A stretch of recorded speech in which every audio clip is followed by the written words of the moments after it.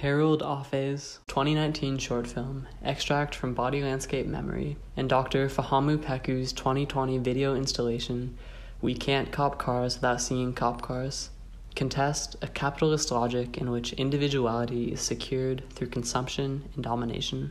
Both works foreground the liberatory possibilities of intergenerational diasporic exchange between Black artists. In Body Landscape, 3 Black figures gaze outward, their backs turned to the camera, as they take in a manicured park landscape. The central framing of 4 tree stumps on which the figures rest contrasts the park's otherwise placid atmosphere.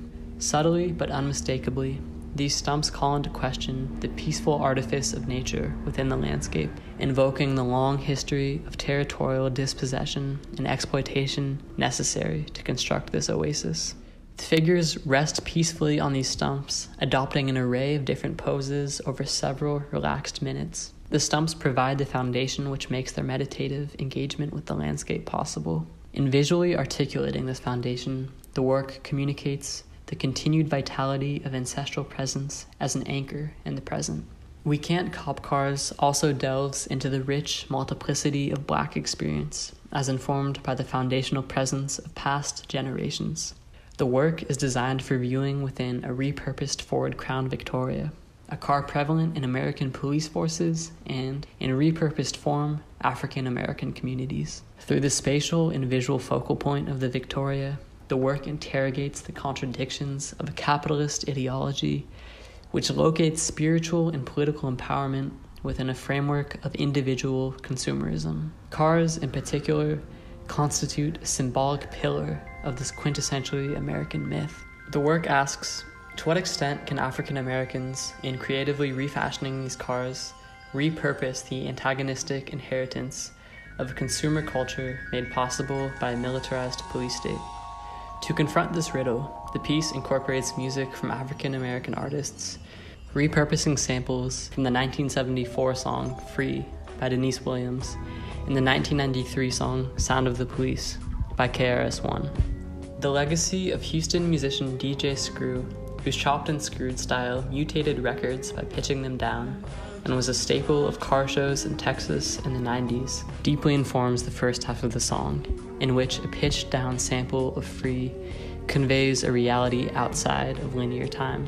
Williams's lyrics, I just got to be me, free, juxtaposed against the slow-motion shots of the Crown Victoria transporting a Black man through the woods, call notions of freedom and individual agency into question within a neoliberal system which criminalizes Black bodies in order to incorporate them into a parasitic prison industrial complex. In an echo of the Crown Victoria's role as an object of militarized terror and creative expression, the explosive choreography is at once joyful and haunting. Midway through the video, Denise Williams' meditation on freedom is overlaid with the words of KRS-One, that's the sound of the police, that's the sound of the beast. In other words, the mythical ideals of freedom and individuality threaten, in reality, to constitute another form of control. Rapid cuts, overlapping dissolves which mimic a blinking eye, hallucinatory flashes, fiery lens flares, and shots flipped upside down all communicate the insanity of a system in which abstract conceptions of freedom are constituted by enslavement and white supremacist terror. Body Landscape Memory also incorporates the work of musicians of African descent to underline the continued urgency of their concerns. The piece is set to a symphonic work by Samuel Coleridge Taylor, a Black British composer born in London in 1875. His piece, Symphonic Variations on an African Air, attempts to sonically imagine a return to an ancestral homeland, taking as source material an African American spiritual entitled Trouble on My Mind. What is on the mind of these figures? Their gazing out invokes Coleridge Taylor's impulse to imagine, an act which transcends the immediate context it confronts in order to create new futures and new articulations. For Black people, this reimagination of the land is inherently radical, given the legal and religious fictions which have undergirded settler colonialism for centuries, notably the doctrine of discovery, decreed by the Pope in 1493, who declared, "If there are no Christian nations in the lands you've discovered, I declare those lands empty." During the 19th century, this doctrine was codified in a Supreme Court decision, and as recently as 2005, invoked by Justice Ruth Bader Ginsburg, who used it to justify the displacement of Native Americans from their ancestral lands. By simply existing within this landscape, these figures destabilize the destructive imaginary of divine providence for a select few. In looking resolutely outwards while absorbing the sonic articulation of Coleridge Taylor, the figures constitute the radical possibilities inherent in Black intergenerational imagination.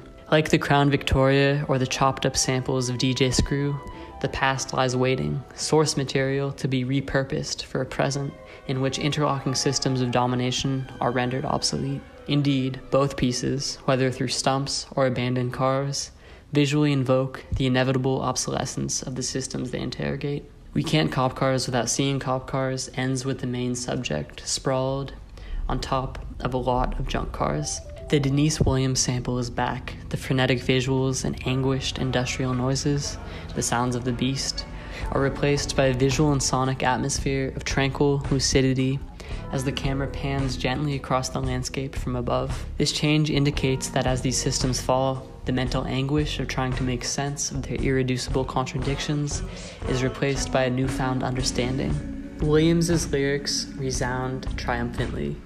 True freedom and true individuality are founded on the battered husks of their mythical conceptions.